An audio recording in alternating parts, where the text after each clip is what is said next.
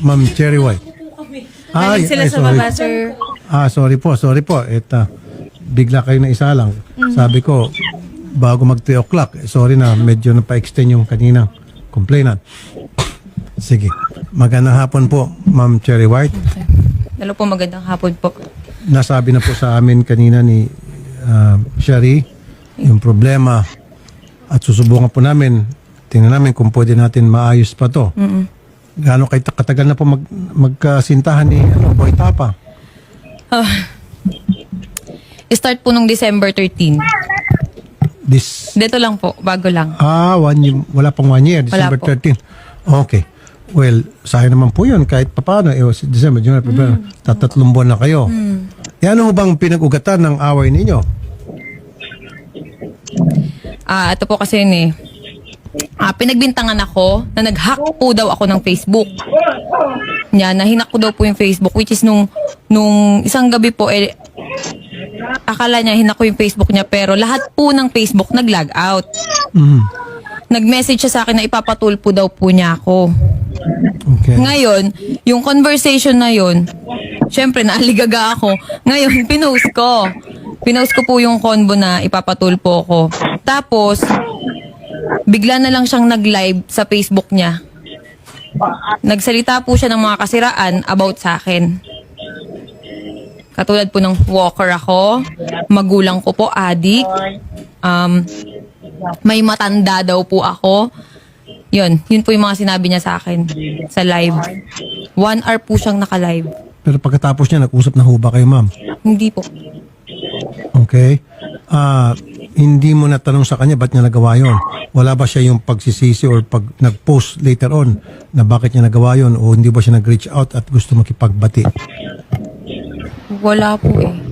Bakit siya pang magpapatulfo Ayun nga po eh. Hindi ko maintindihan bakit ako pa ipapatulpo kasi may ebidensya daw po siya na pinapahack ko yung account niya, yung Facebook niya. anong ebidensya pong hawak niya? Hindi ko po alam. Nung gabi po yun, lahat yun nag-log out yung Facebook.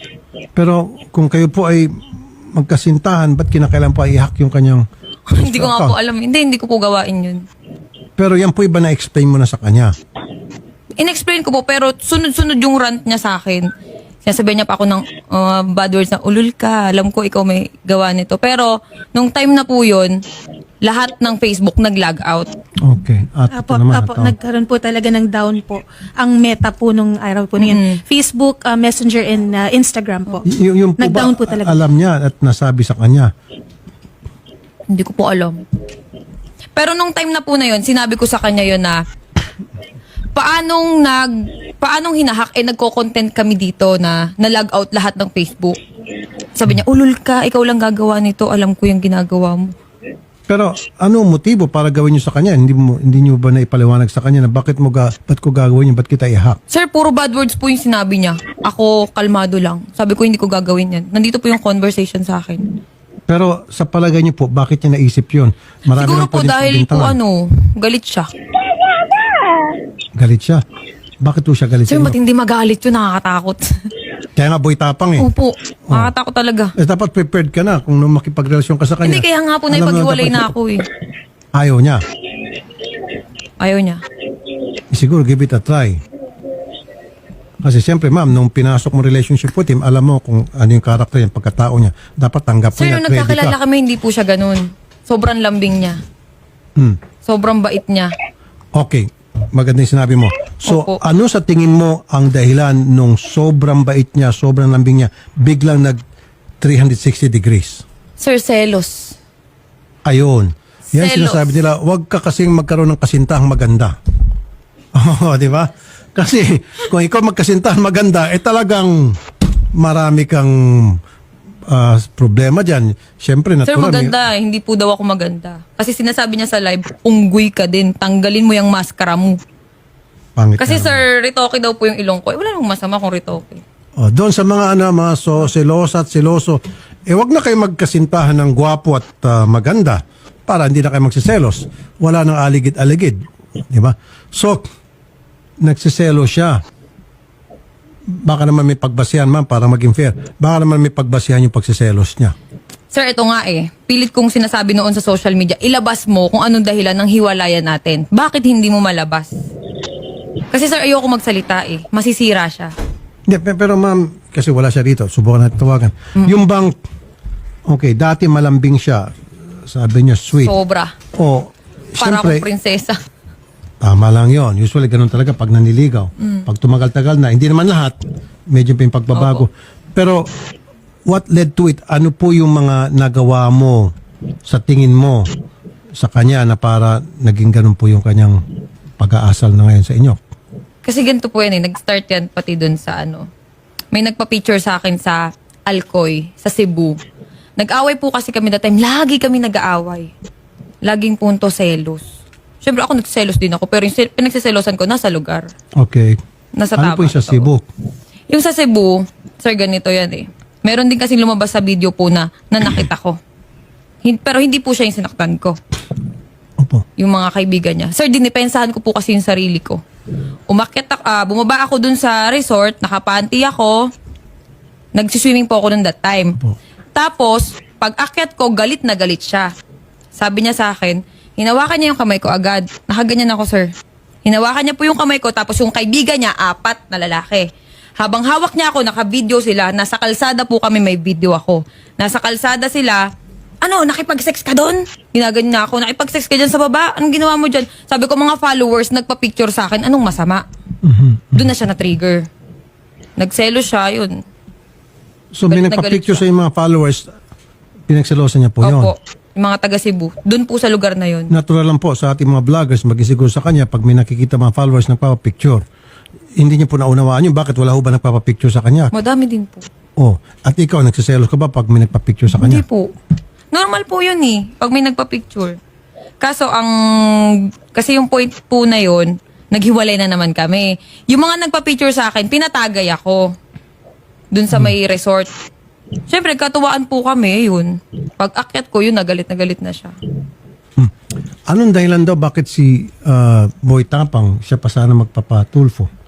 Anong sinasabi? Pinahack ko daw po yung account niya, kaya ipapatulpo niya pagpapahak. ako. Okay, na wala naman pong basihan. Okay. Kayo ho ba willing, ma'am, na pagbatiin ko na lang kayo? Hindi po. Ayaw mo na.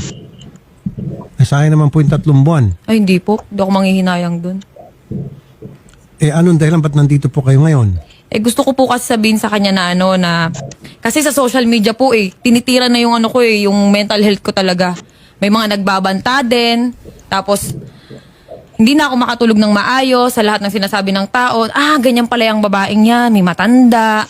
Kasi yung sinasabi niya pong matanda, tatay po ng anak ko yun. Na 40 years old plus. Yun yung sinasabi niya na matanda ako. Tapos ito Pero tanong na, okay. Yung ba na isabi mo sa kanya bago kayo nakipagrelasyon sa kanya na ako ay merong anak at ang tatay nito ay... alam niya 40 po yun. Okay, so dapat hindi niya na sinisingil sa iyon. Dineklara niya yun sa kanya. Okay. So ano pa po yung kanyang hinaing? Sa social media, yung mga luxury bag ko daw po ay galing sa sugar daddy. Yun yung sinasabi niya. Na pinost ko, galing po yun sa sarili kong pinagpaguran yun.